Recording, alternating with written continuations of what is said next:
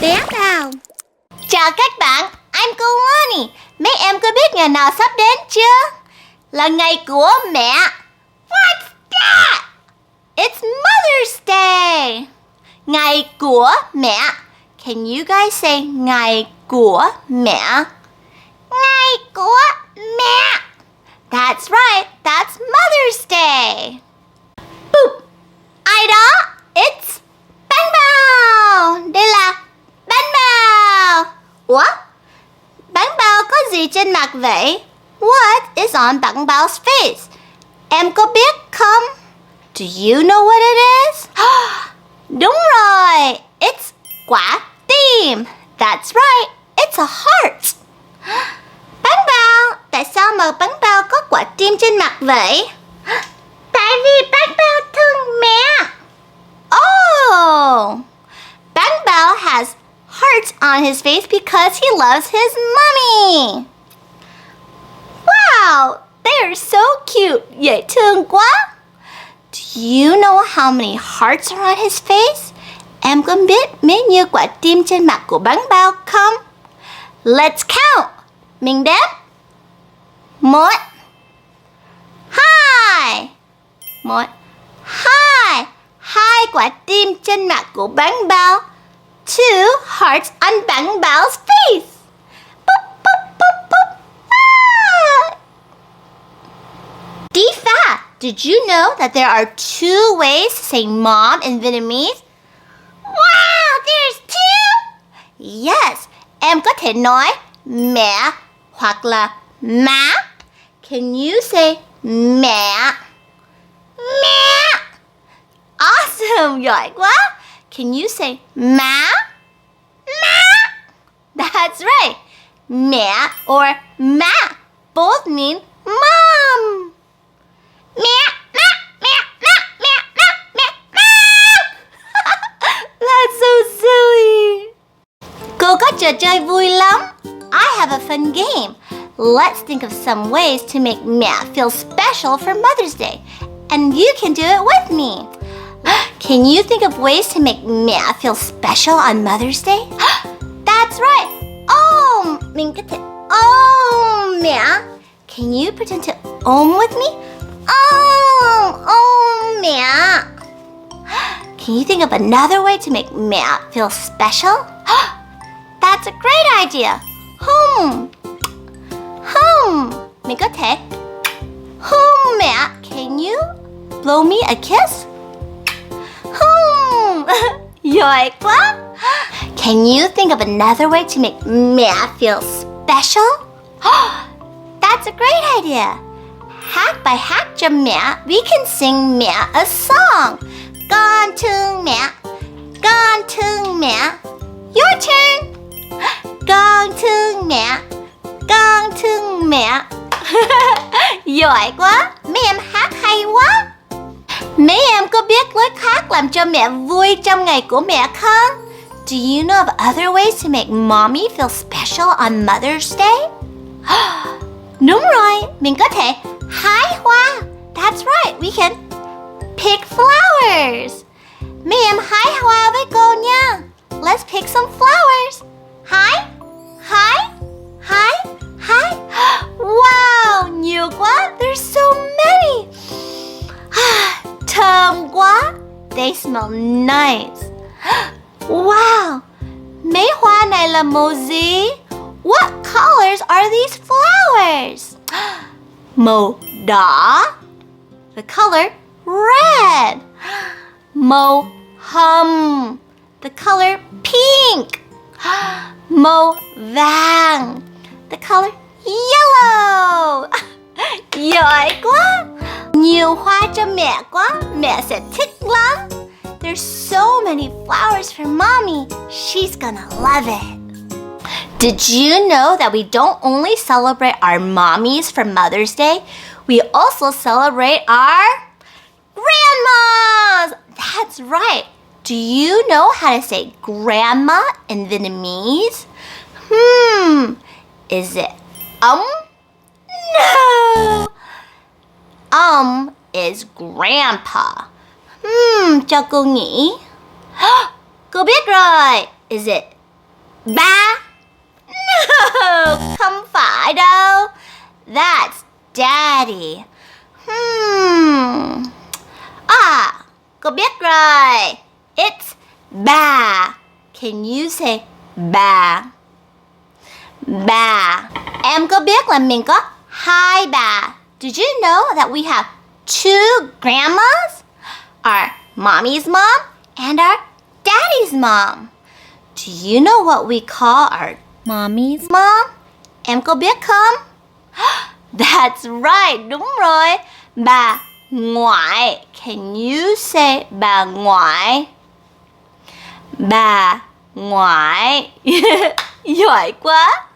Do you know what we call our daddy's mom? Em có biết không? Đúng rồi. Bà nội. Em có thể nói bà nội. Bà nội. Giỏi quá.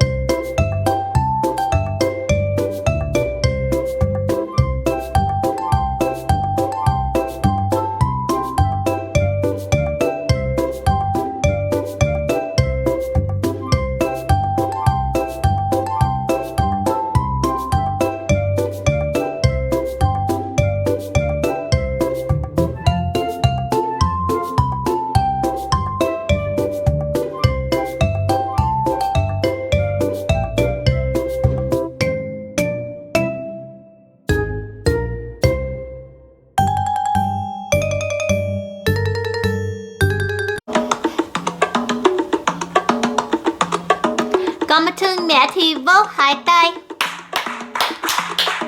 If you love your mommy, then clap your hands.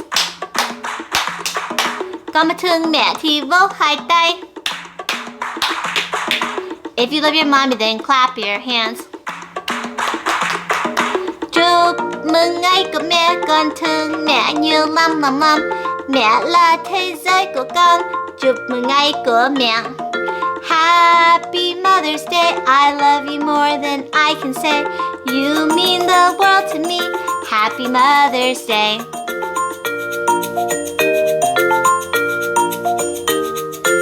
Con mà thương mẹ thì giẫm hai chân.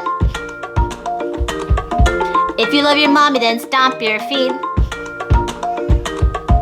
Con mà thương mẹ thì giẫm hai chân. If you love your mommy, then stomp your feet.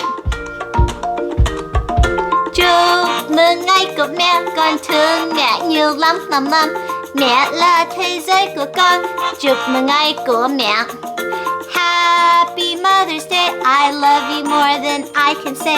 You mean the world to me. Happy Mother's Day.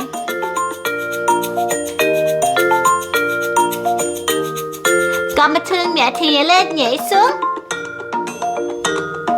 If you love your mommy, then jump up and down. Con mà thương mẹ thì nhảy lên nhảy xuống. If you love your mommy, then jump up and down. Chúc mừng ngày của mẹ, con thương mẹ nhiều lắm lắm lắm. Mẹ là thế giới của con. Chúc mừng ngày của mẹ. Happy Mother's Day, I love you more than I can say. You mean the world to me. Happy Mother's Day. Con mà thương mẹ để hai tay lên. Để hai tay xuống. Múa. Và ngừng. Để hai tay lên mắt. Giở lỗ tai. Ôm. Và hôn. Chúc mừng ngày của mẹ, con thương mẹ nhiều lắm lắm lắm. Mẹ là thế giới của con. Chúc mừng ngày của mẹ. Happy Mother's Day, I love you more than I can say. You mean the world to me. Happy Mother's Day.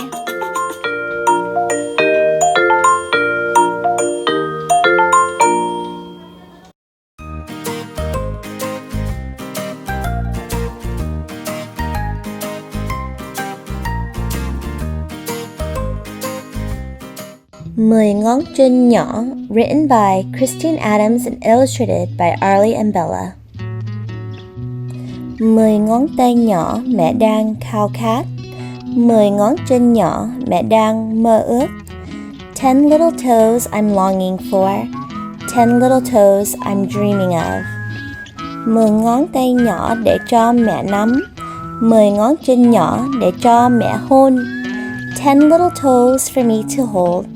10 little toes for me to kiss. 10 ngón tay nhỏ nắm lấy tóc mẹ. 10 ngón chân nhỏ đá vào mặt mẹ. 10 little fingers to grab my hair. 10 little toes to kick my face. 10 ngón tay nhỏ làm loạn khắp nơi. 10 ngón chân nhỏ để té khỏi ghế. 10 little fingers to make messes everywhere. 10 little toes to fall off chairs. Ngón tay nhỏ để bắt trái banh. 10 ngón chân nhỏ để xoay vòng vòng. 10 little fingers to catch a ball. 10 little toes to twirl around. 10 ngón tay nhỏ để học lái xe. 10 ngón chân nhỏ để đi khiêu vũ. 10 little fingers to drive a car. 10 little toes to sway and dance. 10 ngón tay lớn vươn tới ngôi sao. 10 ngón chân lớn dạo vòng thế giới. 10 big fingers to reach for the stars. 10 big toes to travel the world. 10 ngón tay lớn để có người nắm. 10 ngón chân lớn chạy đuổi khắp nhà. 10 big fingers to have and to hold. 10 big toes to chase around the house. 10 ngón tay lớn gõ cửa nhà mẹ. 10 ngón chân lớn quay về thăm mẹ. 10 big fingers to knock on my door. 10 big toes to come back once more. 10 ngón tay lớn nắm lấy tay mẹ. 10 ngón chân lớn ở bên cạnh mẹ. 10 big fingers holding my hand. 10 big toes right by my side. 10 ngón tay lớn chào thăm biệt mẹ. 10 ngón chân nhỏ mẹ yêu bao la. 10 big fingers to wave goodbye. 10 little toes I love you so. Lòng mẹ thương con như vầng trăng tròn mùa thu.